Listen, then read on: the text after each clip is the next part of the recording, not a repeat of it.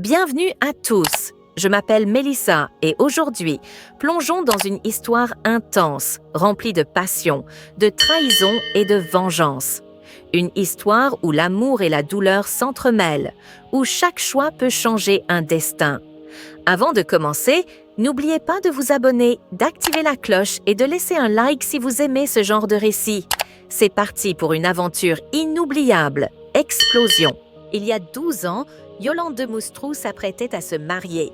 Mais quelques jours avant le grand jour, son futur mari est retrouvé mort, une balle dans la tête. La situation est incompréhensible, presque irréelle. Et pourtant, 5 mois plus tard, un autre homme, fiancé à Yolande, disparaît dans des circonstances tout aussi mystérieuses. Ces deux hommes, qui devaient se marier avec la même femme, sont retrouvés morts. Un hasard, l'histoire semble trop étrange pour y croire. Le premier drame se déroule le 19 juin 2005, à 21h, dans l'Aude. Une jeune femme se promène sur un chemin isolé au milieu des vignes lorsqu'elle remarque une voiture abandonnée. En s'approchant, elle découvre le corps d'un homme blessé à la tête. L'odeur nauséabonde de la mort plane autour de lui. Elle alerte immédiatement les gendarmes. Lorsqu'ils arrivent, ils constatent qu'il s'agit de Didier Berthemieux, un homme de 46 ans, maçon, avec un pistolet à la main et une balle dans la tête. La première hypothèse des enquêteurs est qu'il s'agit d'un suicide, mais des éléments ne correspondent pas. Un détail frappe les autorités. Didier était un homme heureux, père de famille, et n'avait aucune raison apparente de mettre fin à ses jours. Didier avait rencontré Yolande Moustrou, une femme brillante de 41 ans, ancienne avocate et active dans l'association Brigitte Bardot pour les animaux. Ils étaient fiancés, amoureux et semblaient prêts à commencer une nouvelle vie ensemble. Mais une fois l'homme décédé, Yolande adopte un comportement étrange. Non seulement elle ne se rend pas à ses funérailles, mais elle aurait tenté de récupérer ses biens, notamment ses bijoux, avant même que le corps ne soit enterré. Cela laisse un malaise parmi ses proches. Au fur et à mesure de l'enquête, Dominique, la sœur de Didier, découvre des chèques émis par Didier à son nom, destinés à Yolande. Ces chèques, des paiements réguliers, s'élèvent à 20 000 €, une somme qui intrigue. Didier aurait même acheté une voiture pour Yolande, mais il ne semblait pas savoir qu'il était en train de se faire dépouiller. La sœur de Didier est convaincue que Yolande est responsable de la mort de son frère. Après tout, elle avait tout à gagner. Les enquêteurs découvrent que Didier a eu des échanges téléphoniques avec Yolande les jours précédant sa mort. Après un dernier appel, il n'y a plus de nouvelles. Ce silence après l'appel du vendredi 17 juin interroge. Pourquoi Yolande n'a-t-elle pas appelé, même après la découverte du corps? C'est comme si elle savait déjà qu'il était mort. 2 semaines après le drame, Yolande est convoquée par les gendarmes. Face à eux, elle se présente comme une femme dévastée, affirmant avoir été amoureuse de Didier. Elle prétend qu'il l'a aidée financièrement en raison de sa grave maladie. Mais les enquêteurs commencent à se poser des questions. Yolande avait-elle des raisons de tuer Didier après l'avoir dépouillé de ses biens? L'enquête continue et il semble que les pièces du puzzle commencent à s'assembler. Yolande, la fiancée manipulatrice, pourrait bien être la clé de cette tragédie. Est-ce qu'elle qui a mis fin à la vie de Didier pour récupérer son argent? Les enquêteurs sont désormais déterminés à découvrir la vérité.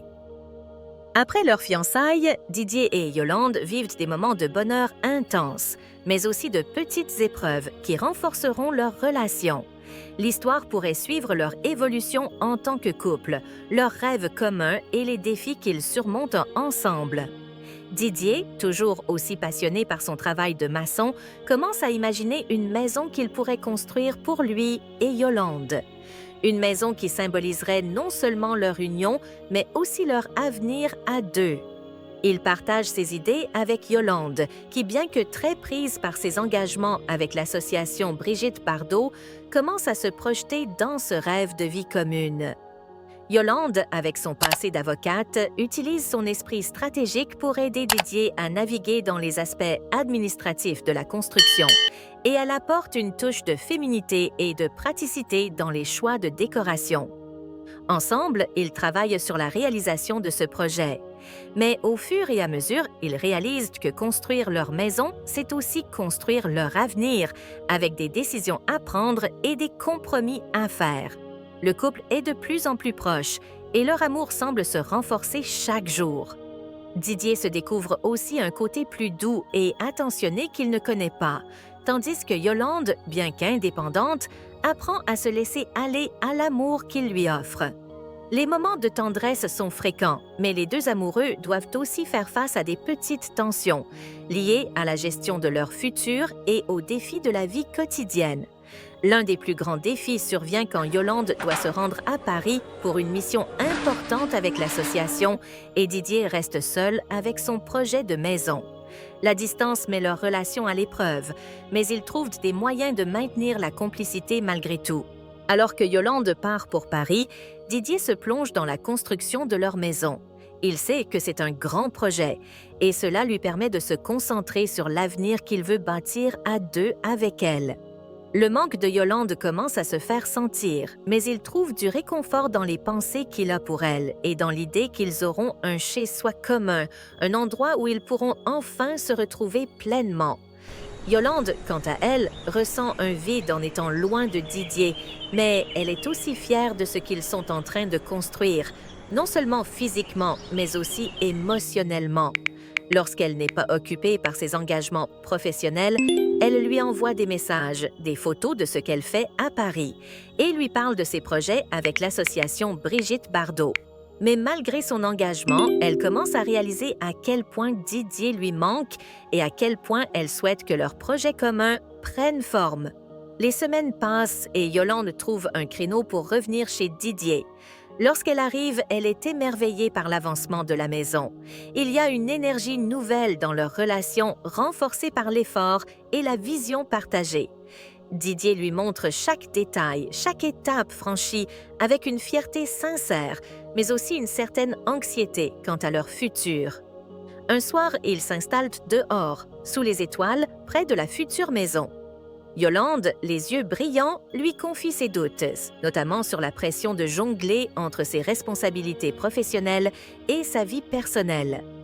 Didier l'écoute attentivement et, sans hésiter, il lui prend de la main, lui assurant que peu importe ce qui se passera, ils réussiront à surmonter les obstacles ensemble. Ils ont construit cette relation sur des bases solides et rien ne pourra les séparer. Mais il y a encore un défi. Didier a toujours eu peur de l'engagement, d'un certain point de vue, à cause de son passé. Tandis qu'il prend la main de Yolande, il lui avoue ses craintes. Cela le touche profondément, car il n'a jamais ressenti un tel amour, un tel lien. Yolande, émue, lui confie qu'elle aussi a des peurs, mais que l'amour qu'ils se portent la rend forte et prête à faire face à tout. Leurs discussions sur l'avenir deviennent plus fréquentes et de plus en plus concrètes. Ils envisagent des projets communs, que ce soit autour de la maison ou même des voyages qu'ils rêvent de faire. L'idée de se marier devient plus présente dans leurs discussions, mais ils veulent prendre leur temps et savourer chaque moment. Mais le jour où Didier lui demande de l'épouser, elle ne peut s'empêcher de fondre en larmes, émue par la profondeur de ses sentiments. Cela marque le début d'une nouvelle étape dans leur histoire. Le mariage se prépare dans une atmosphère de complicité, de projets partagés et d'un amour sincère. Chacun a ses responsabilités, mais ils avancent côte à côte, renforçant leur union à chaque étape. Ils sont prêts à affronter la vie, ensemble, main dans la main. Et à mesure que les mois passent, la maison prend forme, tout comme leur avenir. L'amour, leur respect mutuel et leur détermination à bâtir quelque chose de solide, dans tous les sens du terme, les rend plus unis que jamais. Les préparatifs du mariage avancent à grands pas. Didier et Yolande veulent une cérémonie simple mais mémorable, entourée de leurs proches. Yolande, malgré son emploi du temps chargé, s'investit avec enthousiasme dans l'organisation. Elle imagine une cérémonie en plein air, dans un cadre naturel, où l'amour et la convivialité seront au centre de tout. Didier, lui, met la dernière main à leur maison, afin qu'elle soit prête pour leur nouvelle vie à deux. La date approche et l'excitation est à son comble. Yolande choisit une robe élégante mais sobre, reflétant sa personnalité à la fois déterminée et douce. Didier, de son côté, opte pour un costume sur mesure, qu'il veut simple mais classe. La veille du grand jour, ils passent la soirée chacun de leur côté, respectant la tradition de ne pas se voir avant la cérémonie. Didier, nerveux, passe du temps avec ses amis, tandis que Yolande échange ses dernières émotions avec sa famille et ses proches. Enfin, le grand jour arrive. Le soleil brille sur le lieu choisi, une magnifique clairière aux abords d'un vignoble, non loin du village de Rieux-Minervois. Les invités prennent place, l'ambiance est douce et joyeuse. Didier, debout devant l'autel improvisé, sent son cœur battre à tout rompre en voyant Yolande s'approcher. Elle est radieuse et son regard brille d'émotion. Les vœux qu'ils échangent sont simples, mais d'une sincérité bouleversante. Ils se promettent de se soutenir, de s'aimer et de construire un avenir solide ensemble. Lorsque l'officiant les déclare mari et femme, une vague d'applaudissements et de joie éclate parmi les invités. Didier embrasse tendrement Yolande, réalisant qu'il vient de faire le plus beau choix de sa vie. La fête qui suit est à leur image, chaleureuse, authentique et pleine de moments de bonheur. Ils dansent sous les étoiles, rient avec leurs proches et savourent chaque instant. C'est le début d'une nouvelle aventure pour eux. Les semaines qui suivent sont remplies de douceur et de projets. Yolande prend des dispositions pour alléger ses voyages et être plus présente auprès de Didier. Leur maison devient peu à peu un cocon, un symbole de leur amour et de leur avenir commun. Ensemble, ils envisagent de nouveaux rêves, peut-être un enfant, peut-être de nouveaux défis professionnels, mais toujours main dans la main. Ainsi, leur histoire, commencée presque comme un coup de foudre, se transforme en un amour profond et durable. Didier, le maçon au grand cœur, et Yolande, la passionnée défenseur des animaux, bâtissent un futur où l'amour, la complicité et la confiance seront toujours les piliers de leur vie à deux. Les premières années de mariage entre Didier et Yolande sont heureuses. Leur maison devient un véritable havre de paix, un cocon d'amour et de complicité. Pourtant, une ombre plane sur leur bonheur, une menace invisible qui rôde dans l'ombre. Tout commence par des lettres anonymes que Yolande trouve dans leur boîte aux lettres. Des messages inquiétants, remplis de rancœur et de menaces voilées. « Tu as détruit une vie, prépare-toi à en payer le prix. » On ne t'oublie pas, bientôt la justice sera faite. D'abord, elle pense à une mauvaise plaisanterie. Elle n'en parle pas à Didier, refusant de gâcher leur bonheur avec ce qu'elle croit être des provocations sans fondement. Mais les menaces se multiplient. Un jour, leurs pneus sont crevés.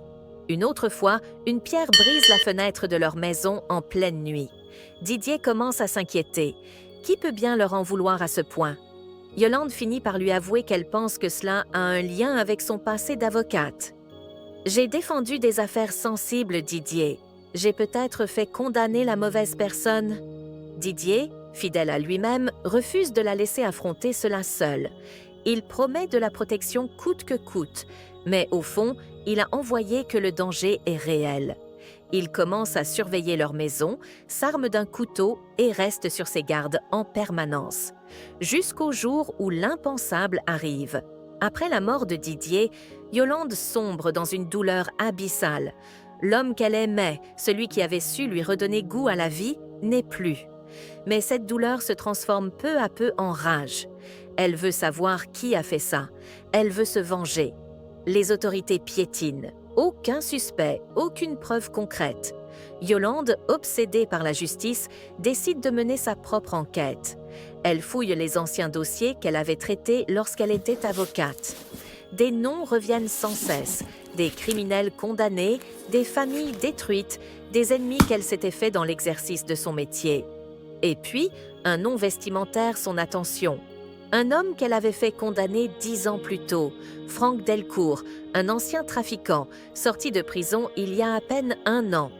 Les menaces, le meurtre de Didier, tout concorde. Yolande abandonne alors toute notion de justice traditionnelle. Elle veut faire payer son crime à cet homme, même si cela signifie franchir une ligne dangereuse. Elle se met à sa recherche, traquant ses moindres mouvements. Une nuit, elle le retrouve, attablé dans un bar miteux, un sourire arrogant aux lèvres. Tu te souviens de moi, Franck? Lâche-t-elle d'une voix glaciale. L'homme relève la tête et sourit. Comment oublier la femme qui m'a envoyé en tôle? Sans un mot, Yolande sort une arme de son sac, mais elle ne tire pas tout de suite. Non, ce serait trop facile. Elle veut qu'il souffre. Elle veut qu'il ressente la peur que Didier a ressentie avant de mourir. Mais Franck, lui, n'a pas peur. Il ricane, se lève lentement et murmure. « Tu crois être la seule à vouloir te venger? Tu n'as encore rien vu, Yolande. » Un frisson glacé parcourt son dos. Et si la menace était plus grande encore? Yolande pensait qu'elle avait trouvé son ennemi. Mais la vérité est bien plus sombre. Franck n'a pas agi seul. Quelqu'un d'autre, tapi dans l'ombre, tire les ficelles depuis le début. Un ennemi qu'elle n'a pas encore identifié. La vengeance ne fait que commencer, et Yolande ne reculera devant rien pour obtenir justice. Mais à quel prix? Yolande sait qu'elle ne peut pas faire confiance à la police. Didier est mort, et la justice n'a rien fait pour le protéger. Elle est seule contre ce monstre invisible qui semble jouer avec elle. Après sa confrontation avec Franck Delcourt, elle le poursuit discrètement. Il ne vit pas seul. Un réseau de criminels gravite autour de lui, et ce n'est pas un hasard. Son intuition lui souffle que le meurtre de Didier n'est qu'une pièce d'un puzzle bien plus grand. Elle commence à fouiller les dossiers qu'elle avait traités autrefois. Un nom revient sans cesse. Éric Vautrin, un homme d'affaires respecté en façade, mais qui cache un empire de corruption et de violence. Elle se souvient de lui, de son regard glacial lorsqu'elle l'avait fait tomber pour détournement de fonds et blanchiment d'argent. Il avait promis de se venger. Et si c'était lui, le vrai coupable? Une nuit, Yolande suit Franck jusqu'à un entrepôt abandonné en périphérie de la ville. Cachée derrière des caisses, elle assiste à une réunion secrète entre Franck et un homme qu'elle reconnaît immédiatement. Éric Vautrin en personne. « T'as fait trop de bruit, Franck. La police commence à fouiller. Yolande ne va pas lâcher l'affaire. » Elle veut me tuer, cette folle. On aurait dû s'occuper d'elle en même temps que Didier. Le cœur de Yolande s'arrête. Didier n'a pas été tué au hasard. C'était un message, un moyen de l'atteindre. Elle serre les poings. Ils vont payer. Mais à cet instant, elle entend un bruit derrière elle. Trop tard. Une main se pose sur son épaule. Une voix froide murmure « Tu aurais mieux fait de rester en dehors de ça, Yolande. » Avant qu'elle ne puisse réagir, un violent coup la plonge dans l'obscurité. Lorsqu'elle reprend conscience, elle est attachée à une chaise, dans une pièce sombre. Une lumière crue éclaire une table en métal. En face d'elle, Éric Vautrin l'observe, un sourire carnassier sur le visage. « Tu as toujours été trop curieuse, Yolande. C'est ce qui a causé la mort de ton cher Didier. » Elle ne répond pas. Son regard est brûlant de haine. « Tu veux savoir pourquoi il est mort? Parce que tu as voulu jouer les justicières. Tu as ruiné mes affaires, détruit mes alliances. Tu as fait de moi un homme traqué. Alors je me suis dit, pourquoi ne pas te faire souffrir? Et quoi de mieux que de tuer ton mari sous tes yeux? » Un rire sadique s'échappe de ses lèvres. Yolande a envoyé une rage froide monter en elle. « Tu crois que je vais te fournisseur de me laisser en vie? » murmure-t-elle. « Non, Yolande, je veux que tu crèves lentement, comme Didier. » Il sort un couteau et s'approche. Yolande sait qu'elle doit agir, maintenant ou jamais. Au moment où Vautrin lève le couteau, Yolande bascule sa chaise en arrière avec toute la force qu'elle peut rassembler. L'impact est brutal, mais elle parvient à se libérer partiellement. Elle attrape une barre de fer traînant au sol et frappe son geôlier en pleine tête. Vautrin hurle, titube, mais Franck surgit à son tour. Un combat féroce éclaté. Yolande lutte comme une lionne. La douleur, la rage, la perte de Didier, tout explose dans ses coups.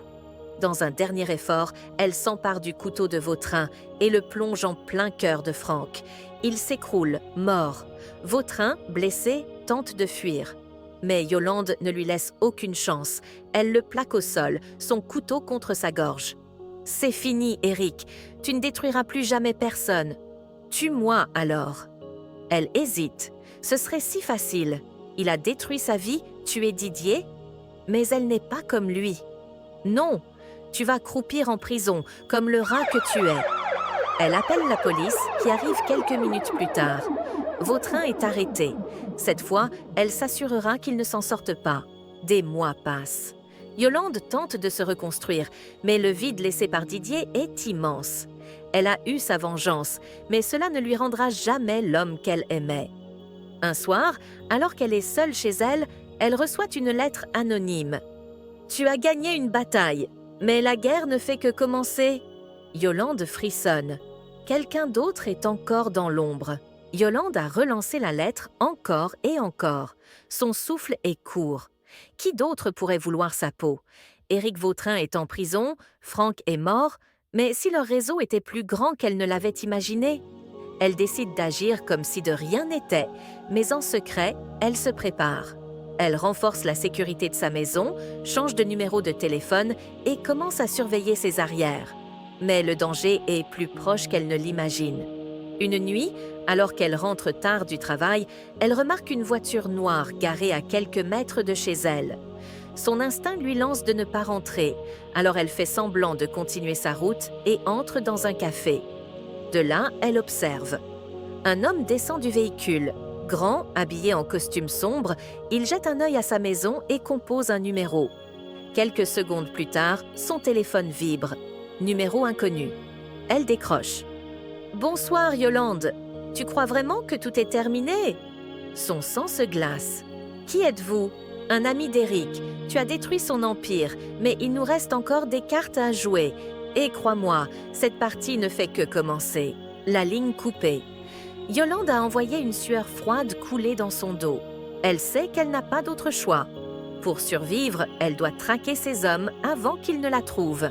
Son enquête mène jusqu'à un ancien entrepôt en périphérie de Toulouse. Elle s'y rend en pleine nuit, armée d'un pistolet qu'elle a acheté illégalement. À l'intérieur, elle découvre un bureau rempli de documents compromettants. Noms, transactions, corruption. Tout un réseau encore actif malgré l'arrestation de Vautrin. Soudain, une voix résonne derrière elle. « Je savais que tu viendrais fouiner !» L'homme du téléphone, un coup de feu pour retenir. Yolande plonge au sol, roule sur le côté et tire. L'homme s'écroule. Mais il n'était pas seul. D'autres silhouettes surgissent. Une course-poursuite s'engage. Les balles fusent. Elle parvient à s'enfuir de justesse, blessée à l'épaule. Mais elle tient entre ses mains une clé USB récupérée dans le bureau. C'est peut-être la preuve qui lui permettra de mettre fin à cette organisation. Yolande contacte un journaliste d'investigation.